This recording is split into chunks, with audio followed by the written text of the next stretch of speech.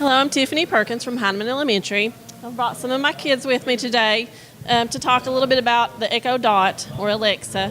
I have Brady, Weston, Raquel, and Hunter, and they're going to each talk a little bit about our Echo Dot. The reason I wanted to do this was because a lot of times my students will have objects right in front of them that they choose not to use. They'll have a calculator, they'll have an iPad, and they'll have a question in their mind, but they're not using that technology or any kind of informational source to actually gain information.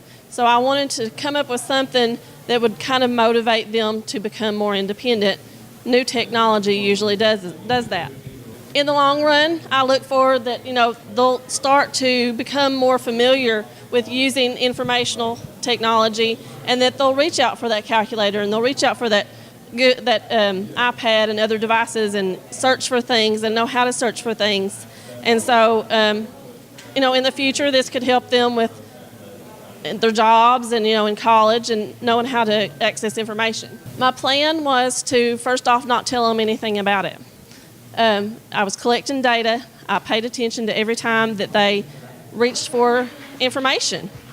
If they reached for their calculator, I marked it down. If they searched for information in any way, I marked it down. And then I introduced the Echo Dots into the classroom. And so then I started paying attention to how often they were reaching for information. I had to have rules. We're talking about middle schoolers.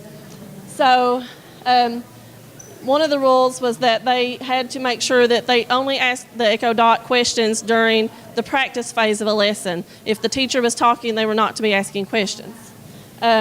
Only educational questions had to be asked. And that when it came to music, that they had to make sure they asked the teacher, can you play this song? And then if the teacher deemed it appropriate, then it would be played. I did run into a few problems. I didn't think about the teachers, that they may not be familiar with the Echo Dot. And as I started introducing these into the classrooms, the teachers were a little hesitant. And so I thought, well, I need to inform them. So I created a Google Doc on information about how to use Echo Dot in the classroom, and made sure that all of the teachers that were a part of this were familiar with Echo Dot.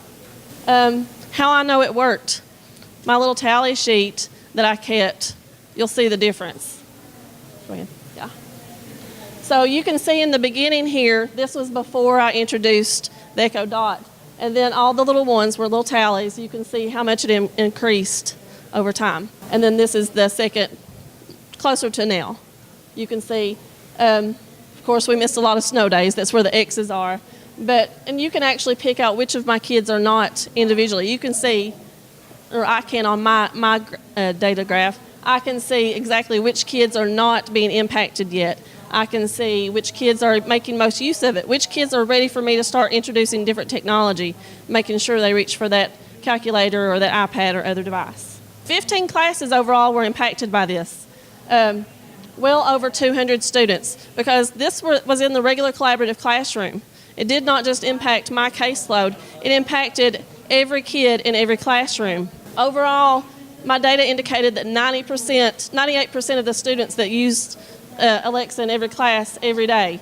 And then I noticed that the increase of calculators has started too, with not specifically all of my kids, but classroom kids.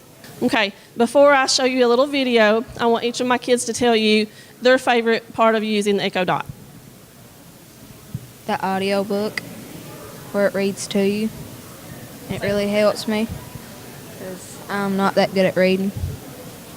So he likes the audio reading books. Whenever we ask the teacher play music or something, we can ask her to play music that'll help us be less stressed, less anxious, stuff like that. I like that if you don't know how to spell a word, you can ask it to help you and it'll tell you what it is. I use it for math. I'm not very good at my multiplication, and I just use it for multiplication tables and reminders. Multiplication tables and reminders. And then my next step, as I mentioned, is I want these kids to be prepared for future college research, their job when it comes to filling out applications and things like that, that they know how to access information.